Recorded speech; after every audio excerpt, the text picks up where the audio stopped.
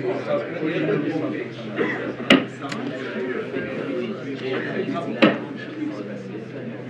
we have a chairwoman who is actually putting down chair.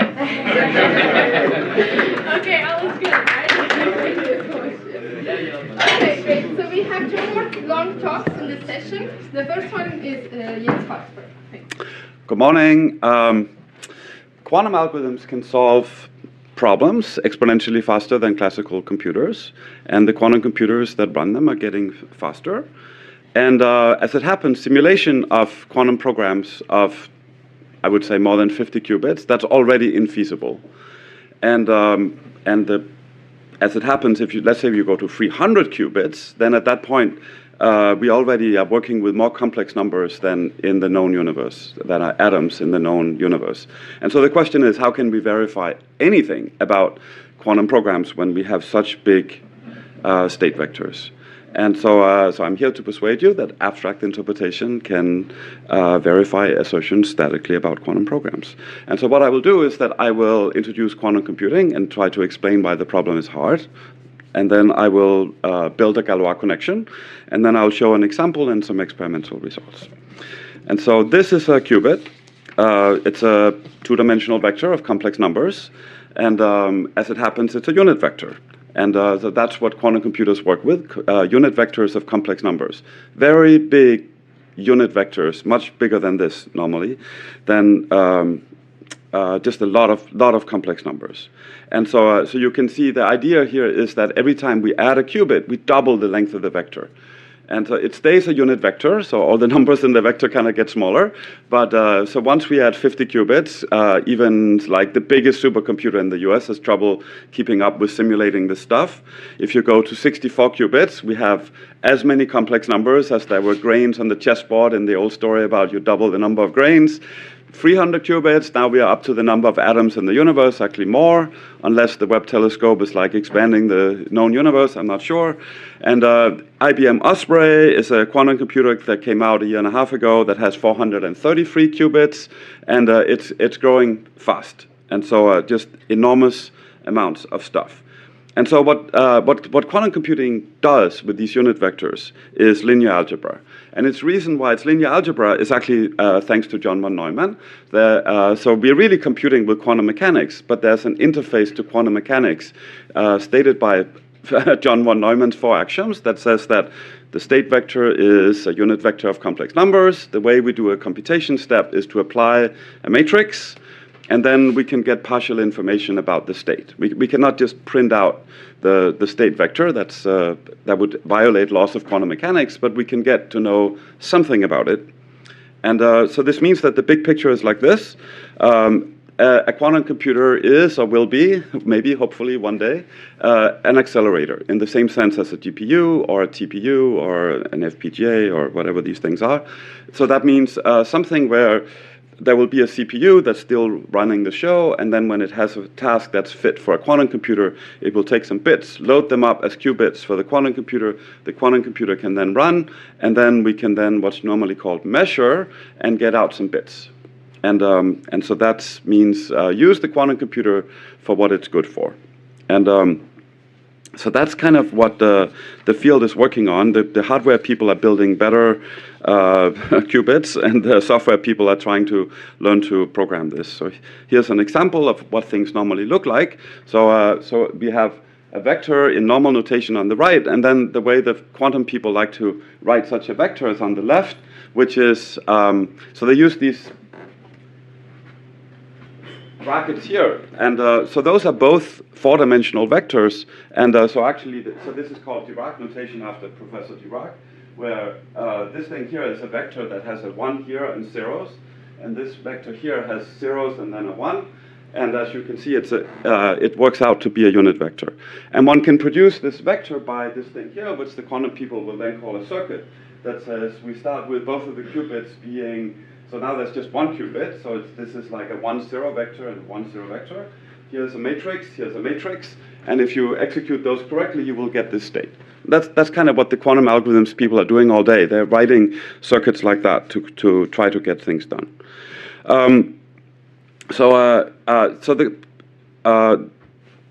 quantum computers, of course, should be fast. So there's this major question of what can a quantum computer then do in polynomial time. And so I just want to give you a sense of how this looks if we just take a complexity angle on this. So here's what a classical computer can do in polynomial time. Here's what a quantum computer can do in polynomial time. Here's what a classical computer can do with sort of non-deterministically polynomial time. And this is kind of non-deterministically quantum polynomial time. This is if the verifier has a quantum computer. And then you can sort of, it's always like seems to be more. But it turns out that once you get to the p-space level, then sort of quantum and classical coincide at that level. But nobody's going to really care about this except theoretically. All the interesting stuff is down here. So what is it then that we can do in quantum polynomial time? So maybe I should just add one more thing about this picture. So you know that so people sort of care about whether p is equal to np for many reasons. Now there's another big question whether PQP is equal or what it is, contained or containing NP. So that's like a second major problem that's driving the complexity people nuts. But for what it's worth, what we can do in sort of quantum polynomial time is, of course, Shor's algorithm is famous for being able to factor integers in polynomial time. Then there's the original motivation for quantum, which was Feynman started to talk about simulating quantum physics and quantum chemistry on a quantum computer. That's kind of what really sparked the whole field to work on that vision. And that problem, as it happens, is complete for quantum polynomial time. And so that's a really good one. And then another example that the US government is putting a lot of money into is essentially SAT solving. So solving NP-complete problems in approximately in quantum polynomial time. So there's this algorithm called QAOA, the quantum approximate optimization algorithm, that the government is putting a lot of money into. So one can wonder, okay, so when is this going to become real? And I'm just going to sort of list some breakthroughs that we need to get there. So I would say quantum is at least 3 breakthroughs away from being commercially viable. I'll just tell you quickly what they are. So here's how many qubits quantum computers have today, or sort of the last few years. I just took Wikipedia and plotted them. The IBM Osprey is up there. That computer is somewhere at USTC in Hefei in China. And some of the other ones have fewer qubits. So you can see that we sort of, there's the trend line. We're sort of adding a qubit per month or something like that. I think these guys have to pick it up because we kind of need a lot of qubits. And the reason we need a lot of qubits is this number here. So the reliability of a single operation on a quantum computer today is like this. And that's on a good day. A lot of quantum computers is like 99.9%. So you can imagine if you do 100 of those in a row for just a small program, there's like no reliability left at that point. And so what does this mean? It means that we need error correction. And so current wisdom of error correction is that we need, for every qubit that we want to be 100% good, our operations work 100% correctly, we need 1,000 support qubits. And so there was a time when Google on their webpage said, we will by 2035 build a quantum computer with 1 million qubits. And they have kind of taken that off their webpage again. But for what it's worth, that would mean 1,000 perfect, wonderful qubits, and then almost 1 million support qubits to make that happen. So so these people who build qubits, they need to, they're slacking off as far as I'm concerned. They need to build more qubits and fast. I want to say, though, that it seems like there's a revolution in quantum error correction coming. So I've been talking to people quite a bit about that. And there's this new thing called low-density parity check codes that are coming up. And the people are expecting that within 2-3 years, we're going to get rid of all the old codes and we're going to use the new ones. And this sort of expectation of 1,000 helper qubits is going to go well down. So we shall see. Okay, so there is another problem, a third problem, which is coherence time. And so the truth of the matter is that quantum computers are kind of slow in the following sense. So there are many different technologies. So if we work on an ion trap computer, the current continuum ion trap computers execute like one operation, so one of these matrix operations, in like 1 microseconds, maybe 2. Then if you look at this IBM Osprey, that's a superconducting quantum computer. It will maybe like 10 nanoseconds, 100 nanoseconds, so faster. But the problem is, if you're going to do quite a lot of these operations, you need the computer to stay good. And the truth of the matter is that computation here for the technologies we have today happens at something like maybe 0.015 Kelvin typically. So everything is like lying completely still. And at that point, we can control stuff like control individual electrons. And it doesn't work perfectly. You know, at some point, the second law of thermodynamics is just going to get after you, and things fall apart. And that's where error correction comes in to then like keep it going. But the question is, how long can we really keep this going? And so we need that breakthrough to be there. Today, I think coherence times are in seconds for the best technologies, tens of seconds if they really work hard. They're very optimistic that they can get that up to hours, but okay. So for what it's worth, so then let's return to how hard is verification. And so here's a statement. So you see I'm talking about QMA completeness, which was in my picture before. So that's like quantum NP, if you like. And so what this theorem here says is that even knowing whether a quantum circuit's full of qubits and gates and stuff everywhere, knowing that it implements the identity function, that is QMA complete. And so that in this world here, given how big everything is, that means completely intractable. There's no fast set solver that's going to come and help you here.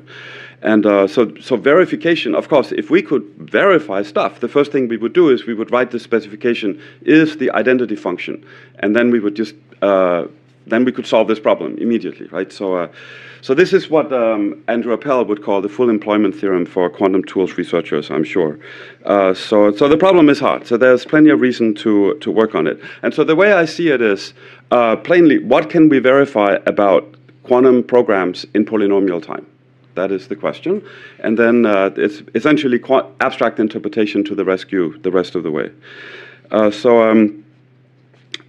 So abstract interpretation kind of starts with interpretation. So I want to say just a little bit about how interpretation works. So this is of course, quantum is essentially a physics field traditionally, and so they don't call it interpretation, they call it simulation. So when they always talk about simulators.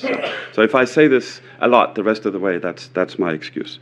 So here we have this circuit from before, and then one can write down that what's happening here is we're applying Hadamard, that's what this H stands for, Professor Hadamard, to this first qubit, and we're doing nothing to the second qubit. That looks like that in math. This is a tensor product.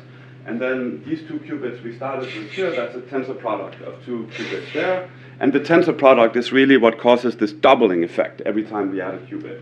And then we can use laws of algebra to compute something, and we end up with this, which is then exactly this, this vector that I showed earlier on.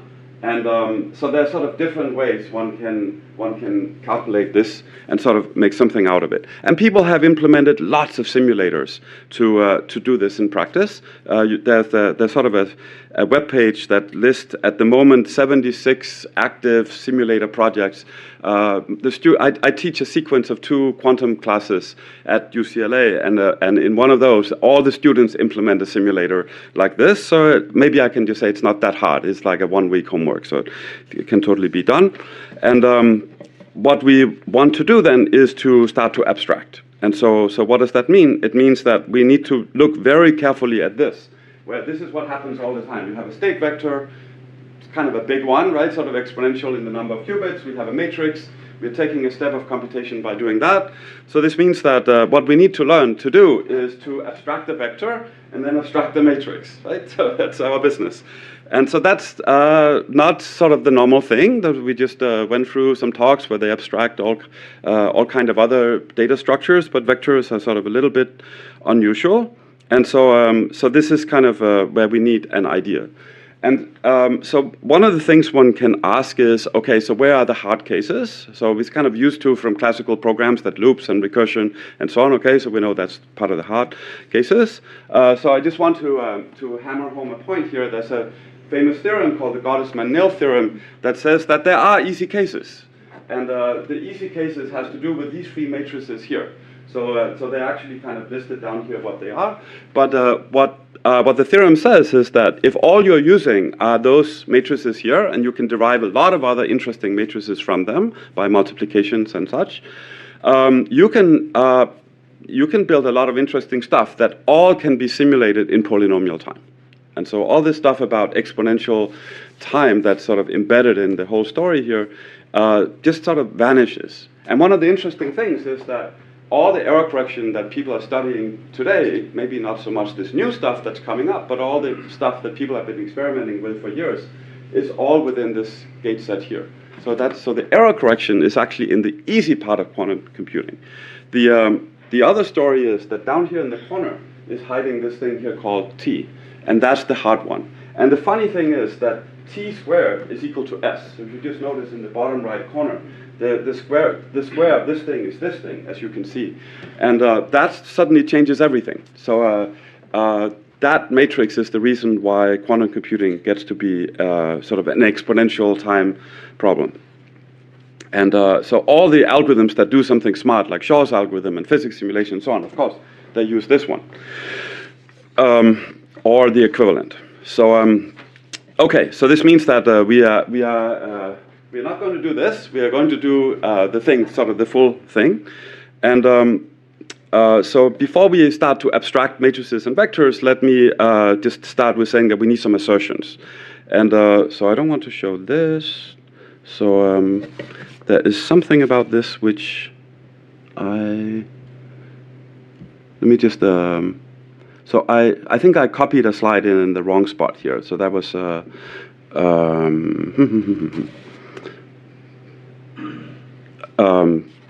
so if I somehow need this later, then I will on the fly copy it back. So here comes an idea for writing assertions. So so there's some papers that we learn from, and what they do is that they use projections. So this is like mathematical projections, and so this goes sort of all the way back to old times where they started to build projections as a logic for quantum mechanics. So now we're back in the 1930s. And so we thought, okay, great. So these papers here, they show how you can build a Hall logic out of using projections as assertions. And the second paper shows then how you can do some runtime verification. So we thought, great, if it's good enough for them, it's good enough for us. And then we decided to focus on these kinds of assertions. And so this is plainly saying that the state of the whole quantum computer is over there, and the state can be described as being in a span of two vectors. And so here's an example down here. This thing here is in the span of these two vectors. And so one place where this is useful is that in quantum computing we have Grover's algorithm. And Grover's algorithm is sort of about searching for something in an unstructured space. And the main thing that Grover's algorithm does is that it rotates around in a two-dimensional space. So it is a very big vector that looks scary, but actually is just moving around in a two-dimensional space. And so it means that this thing here can be used to state the loop invariant of Grover's algorithm. So that's an example of a good thing. So now we have assertions, and then we need to think about what can we then do? We need to certainly abstract vectors, if nothing else. So the second sort of the observation there is to move from vectors to matrices. And so this is sort of a standard thing that the physics people do all the time. They take what I would just think of as the state vector of the program, and they do an outer product. So this notation here, that's the vector, and then this thing is the conjugate transpose of the vector. So it's a column vector, right? So you transpose the vector to a row vector, conjugate all the complex numbers, multiply it by itself. Now you get what's normally called a density matrix in physics. And so this means that before, when we would apply some matrix V to our state vector, now as it happens, you have to do this. So V, and then this density matrix, and then V conjugate transpose. And then now we can sort of compute. We just represent our data in a different way. So it turns out that computing, so thinking about these density matrices is a much is a very good idea for thinking about how can we abstract, because now there's some ideas that present themselves. And so just to give an example of what it looks like, so here's a vector. So this vector here has it's a 0, 0, 0, ket 0, 0, 0 as it's called, has a 1 and then 7 zeros. And then when we do conjugate transpose, now instead it's a row vector with one lot of zeros. And when you do the outer product, there's a 1 sitting up there and then a lot of zeros. So that's a density matrix there.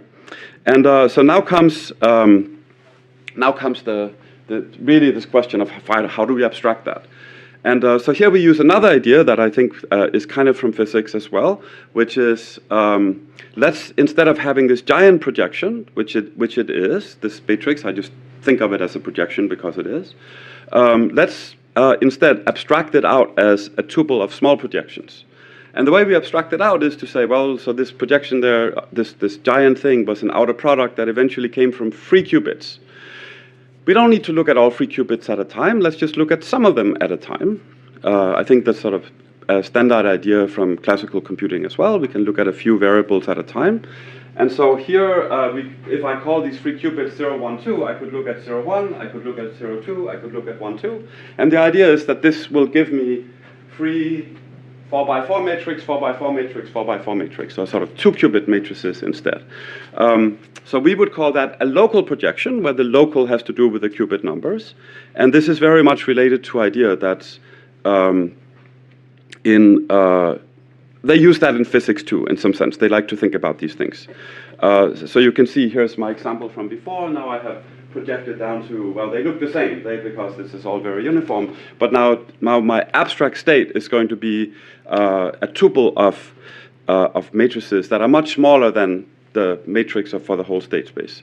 And that is great. So of course we will see too that we get polynomial in many of these, and that the size of them is not too big, and then that means we can now do polynomial computation on them. And that's so that's where I will get the polynomial time and polynomial space for everything I'm going to say. So okay, so what are we going to do then? We just need to make the usual picture work. So we have a density matrix. We can take a computation step on the density matrix in the way I explained before. And then we want to do some kind of local projection to what in physics they would call a reduced density matrix, and I would just call local projections. And then we need to learn to take abstract steps on those. And so if we can do that, then we are pretty much in business. And so the abstract steps, that's then of course where we need to abstract the matrices. And so this means that we just need to get a Galois connection to work, and then we've got it, right? So now I will build such a Galois connection. And the point here is we're sort of already on the way to building this alpha by saying we have a big projection, and then we are going to. I have a little question. The projection breaks entanglement between states. It does break some entanglement. So you're losing something. So lose something. It's a very, very, what you're asking is the very concrete thing that can be lost. Yeah. And so the question is, can we choose the abstract domain, the subset of qubits we are working on, so that we don't lose too much entanglement? We're surely going to lose some. So you may generate false alarm from that. We absolutely may. Absolutely, and we may end up with top, as was mentioned earlier, which I have never seen so many tops in my life as in this project here.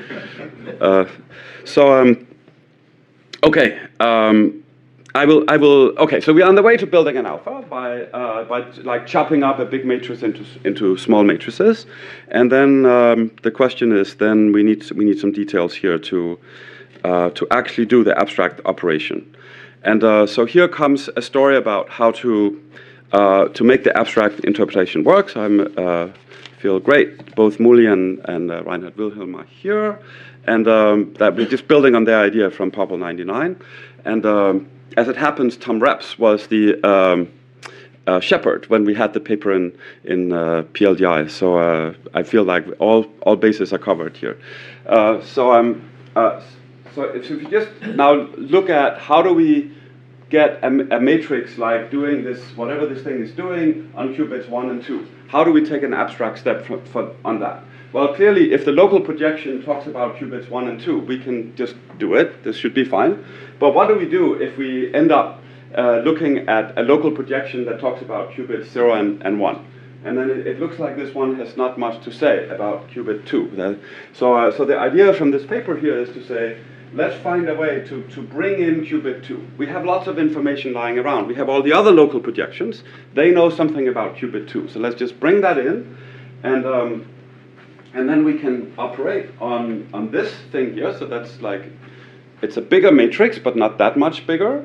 And then when we're done with that, we can always throw away what we have lying around for qubit 2, and then we are back to 0, 1, and that's the next abstract state. And so there's a question about how do we sort of bring in this qubit 2, and so it happens in multiple steps. The first thing one can plainly do is to say, suppose this is like some reduced density matrix for 2 qubits, 1 and 2 there, for 0 and 1, and now we want to add something about number 2. Well, we can always tensor an identity matrix here. So identity matrix is like top in this world here. And then after that, we can go out and bring in information about qubit number, this missing qubit number 2, and then we can do stuff.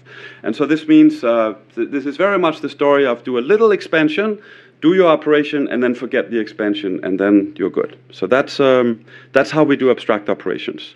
And I think the only reason I show this slide is that I implemented this abstract interpreter, and I spent all my time staring at this and then trying to get it right. And there's a lot going on, but that is the formal definition of alpha and gamma the way I understand them. And so we get a Galois connection.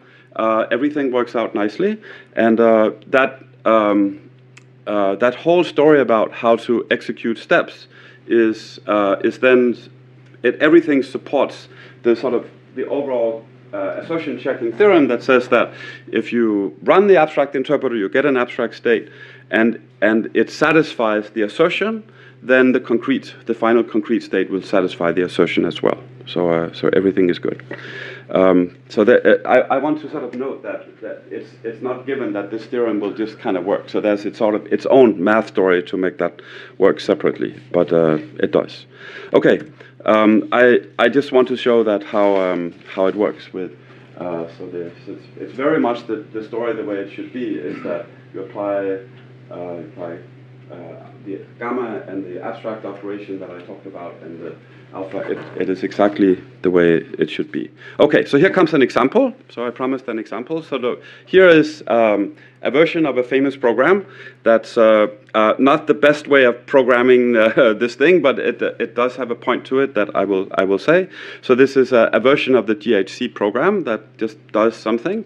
And so you can see that we have 3 qubits, we have 1, 2, 3, 4, 5, 6, 7, 8 matrices at play, and then at the end we can measure all of them and see what happens. And I think it's not too important what this program does, but if one starts to, so this is where I wanted to show this slide here earlier. So I just go back and find it here. So here's an execution of the program. As you can see, we have vectors everywhere, and so it's really sort of these matrices over here, they transform the vector like this, and written in direct notation, it's like this. And at the end, you can see that the final state happens to be either the 0, 0, 0 or 1, 1, 1, and that would come out looking, well, here, I pointed the wrong place. Here's the final state, and here's how it looks in this vector notation over there. So now we scroll back to running the abstract interpreter. So it comes out like this. So we have these 3 local projections, and initially we can sort of in direct notation write the initial state like this. So there are 3 2 by 2, well, 3 4 by 4, 3 2-qubit matrices, and they have rank 1. So that this is sort of a thing. If you take a vector, you do the outer product with itself, you're going to get a matrix of rank 1. And so here comes another concrete way of saying what is it that we are losing. And so the rank can go up. And so, so you see there's some pluses that start to come into the picture here. So that's a sign that the rank is going up. And so we are losing this thing that that these local projections are sort of perfectly just an extract of this giant matrix that we have as the matrix for the entire state space. Because if it was perfect, the rank would be 1. But it isn't. It can be 2, as it ends up being in this case. So we actually end up with 3 rank 2 matrices at the end. But that turns out to be enough, precise enough, that we can verify our assertion. Yes, I implemented this. So we had some free families of programs. So I would say that it does scale. So this was running on my laptop, or rather, it was running on the laptop before this one. We were running up to 300 qubits, and I still okay. So you can see when we get to Grover's algorithm, 300 qubits. 166,000 seconds, that's another way of saying a couple of days. And I remember going to my teenage son and saying, "Do you think this will damage my computer?" And he said, "It will destroy your computer." And sure enough, about a month later, I had to buy a new laptop. That's this one. And so I recommend using a server for these kind of projects. But other than that, we actually verify the assertions, so things are good. So 300 qubits, this is of course doing, anyway, so everything is perfect, right? We are not modeling imperfect qubits here, so we are modeling things the way they should be. So for Grover's algorithm, we are verifying this loop invariant that I said, and for some of the other ones, we can verify more accurately what the final state is. So there's a question there of what is the right abstract domain. So I sort of just like say, let's just pick an abstract domain. So there is a column here called K, which is simply saying how many qubits are there in each set of these sets that I'm using in the abstract domain. So for these ones here, I'm using 2 qubits. So just like in the example that I gave, once we go to Grover's algorithm, we go up to 5 qubits. And everything, that starts to be a lot of stuff. And then there's the question of how big is the abstract domain in terms of how many sets are there of sort of different subsets of qubits. And so you can see it starts to be pretty big. I think there are probably better ways of doing this, of sort of smaller abstract domains, maybe better choices of sets or something. So down here we have bigger sets of qubits, but fewer of them. And so that's part of what helps things stay feasible. I think that this choice of what is the abstract domain, that's a thing for this this whole area here. And I am still wondering what the right thing to do there is. We need ideas. So okay, so this is partially a tribute to Patrick and Raja, and I think that this is something that has a future in the sense that we need better ways of abstracting the state of quantum systems. We need better ways of abstracting matrices.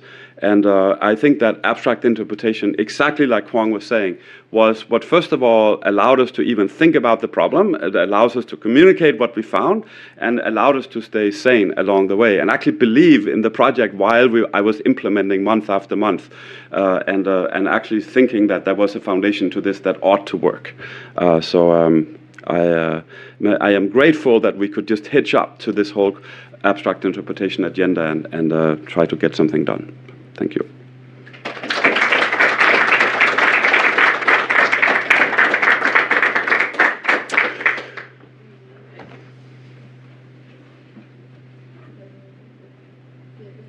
Hi, Jens. Nice to talk.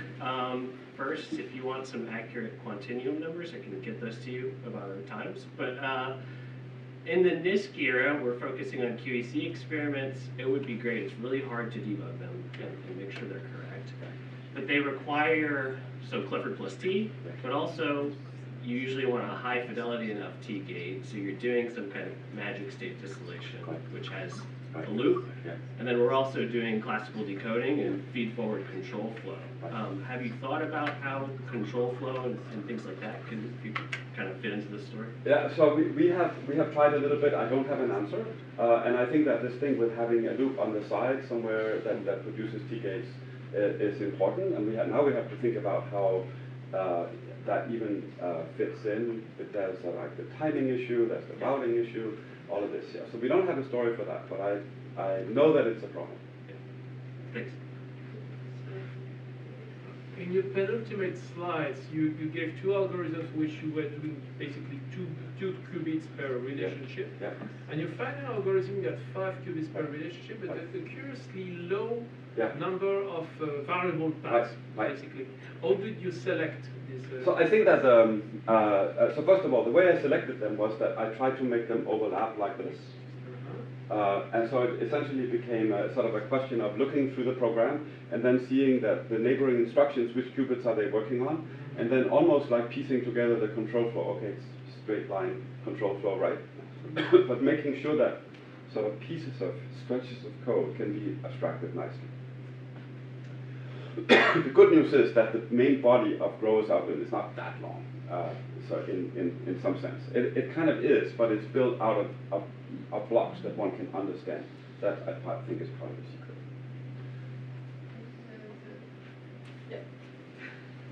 Hi, thanks for the talk. I was wondering if you had any insights that you've observed on the factors that determine how well abstract interpretation scales to different kinds of algorithms. If I wanted to run this on Shor's algorithm, what I have to consider maybe the structure of the algorithm or the amount of entanglement? What would be that? So I think that, that there's something in the question that sort of builds another, sort of opens another can of worms, which is that these algorithms here, for what it's worth, it's very easy to specify correctness or specify an assertion about correctness. As soon as we go to Shor's algorithm, so a key thing about Shor's algorithm is that it's built in phase estimation. And phase estimation is probabilistic. And so it means that the assertion is no longer an easy thing. And so to me, my answer is going to be more general than your question, but it is that we need to think harder about what are good assertions that we can work with for quantum computing. And some of that may very easily involve probabilities, or it may involve other things we haven't thought of. And so then we need to go back and look at what should our abstractions be.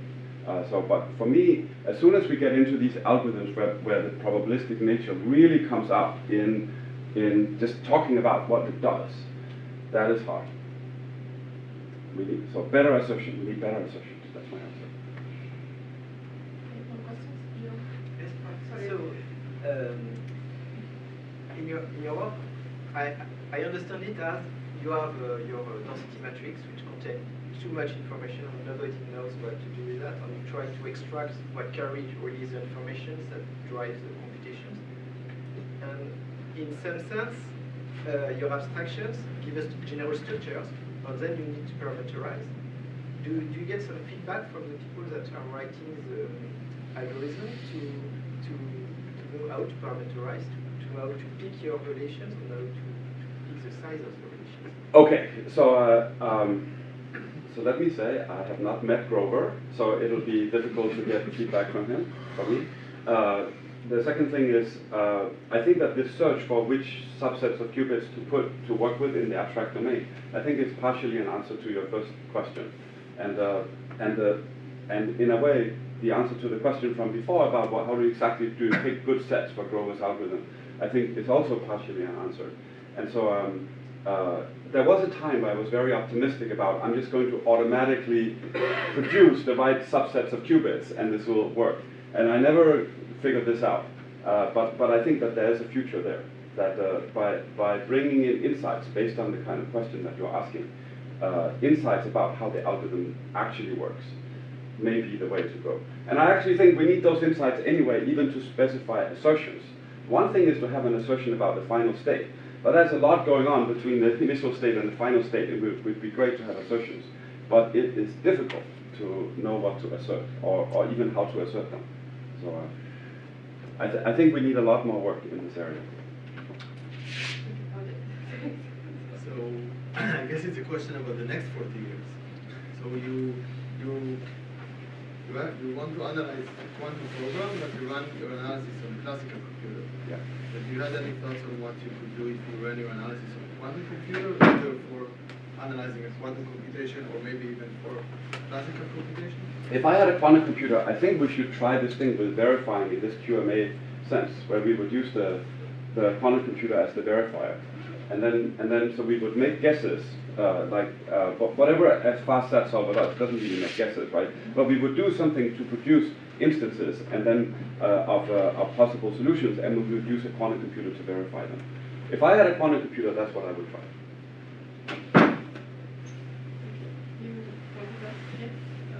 So as we're taking a subset of the total number of qubits, so and there are several subset of parallelization could be possible for GPU optimization. Is there any step that might prevent that by being a bottleneck?